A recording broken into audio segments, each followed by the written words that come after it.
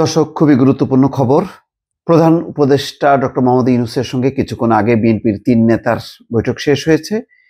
সেই বৈঠকের উপর ভিত্তি করে দুটি শিরোনাম সামনে এসছে। কালবেলায় বলছে সরকারকে দ্রুত নির্বাচন দেওয়ার কথা বলেছি, আর যুগান্তরের রিপোর্ট হচ্ছে সরকার ডিসেম্বরের মধ্যে নির্বাচন করার প্রস্তুতি নিচ্ছে। দর্শক, কালবেলার রিপোর্টটি বিস্তারিত এবং সেখানে যেটি বলা হচ্ছে যে সাম্প্রতিক যেই ঘটনা ঘটেছে ৫ তারিখে, ৬ তারিখে বা তার পরবর্তী সময়, সেখানে বলা হচ্ছে যে মির্জা ফখরুল ইসলাম আলমগীর বলছেন যে এইসব ঘটনার দায় সরকার এড়াতে পারে না। সরকারি বিভিন্ন বাহিনীগুলোর সামনেই এই ঘটনা একটার পর একটা ঘটেছে। আমরা মনে করি এই কারণে দেশের সার্বিক আইন শৃঙ্খলা পরিস্থিতি বিপন্ন হয়েছে, ফ্যাসিবাদকে সুযোগ করে দিয়েছে এসব বিষয় কথা বলার। দর্শক, খুব গুরুত্বপূর্ণ সিগনিফিক্যান্ট বিষয় দেখেন যে মির্জা ফখরুল ইসলাম আলমগীর তার আগের দিন নির্বাচন কমিশনে গেছেন এবং তার মধ্যে কমন ছিলেন আজকের বৈঠক এবং গতকালকে সালাউদ্দিন আহমেদ, যিনি গতকাল নির্বাচন কমিশনে গেছেন। সেখানে নির্বাচন কমিশনের কাছে জানতে চেয়েছেন যে নির্বাচন কত দ্রুত সম্ভব। তারা বলেছে আমরা দ্রুত নির্বাচন করতে পারবো। আজকে সেই বিষয়টি জেনে মির্জা ফখরুল ইসলাম আলমগীর ছিলেন মার্কিন যুক্তরাষ্ট্রে, গতকালকে তিনি ফিরেছেন। তিনি সহ এবং নতুন একজন প্রতিনিধি যুক্ত হয়েছেন এই প্রথমবারের মতন, মেজর হাফিজউদ্দিন বীর বিক্রম।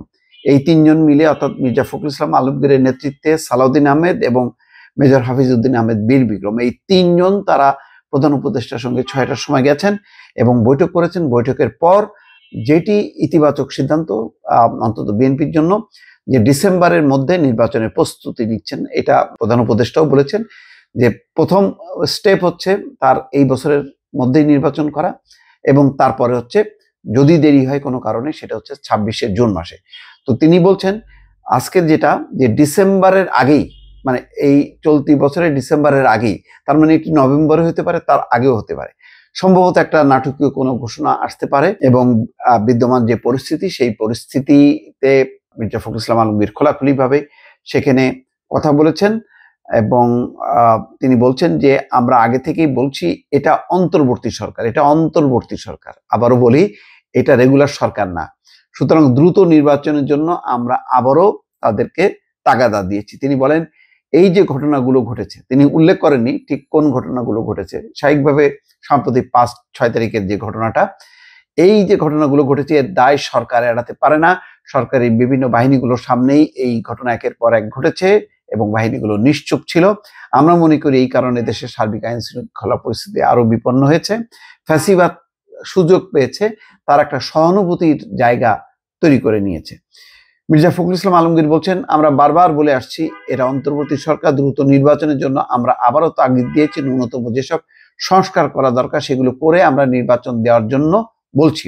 তিনি বলেন আমরা প্রধান উপদেষ্টাকে বলেছি এখনো প্রশাসনে যেসব ফ্যাসিবাদের দোসররা রয়েছে, যারা লুটপাটে সহযোগিতা করেছে, যারা হত্যার সহযোগিতা করেছে, তাদেরকে আইনের আওতায় আনার দাবি জানিয়েছি।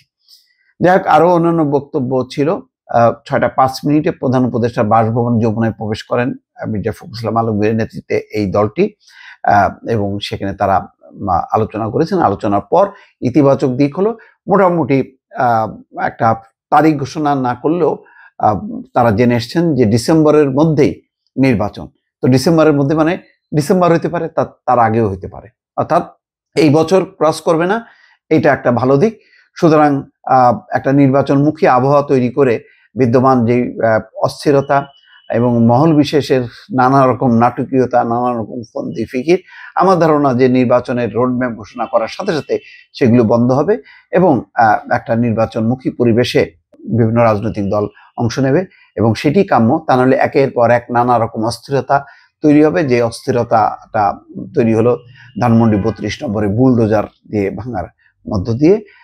এবং এখন আপাতত অন্তত অপারেশন ডেভিল হান্ট চালু থাকলে অপরাধীরা যেই হোক না কেন, যেটা স্বরাষ্ট্র উপদেষ্টা বলছেন যে অপরাধী যেই হোক না কেন তার বিরুদ্ধে অভিযান চলবে। সুতরাং এখন আপাতত মনে হইতে পারে যেটা আওয়ামী লীগের বিরুদ্ধে, কিন্তু এটি যে অন্যান্য যারা অপকর্ম দুষ্কর্ম করছে, চাঁদাবাজি দখলবাজি করছে, এটা যে তাদের উপরেও বর্তাবে এই ব্যাপারে কোনো সন্দেহ নেই। দর্শক, ভালো থাকবেন। আল্লাহ হাফেজ।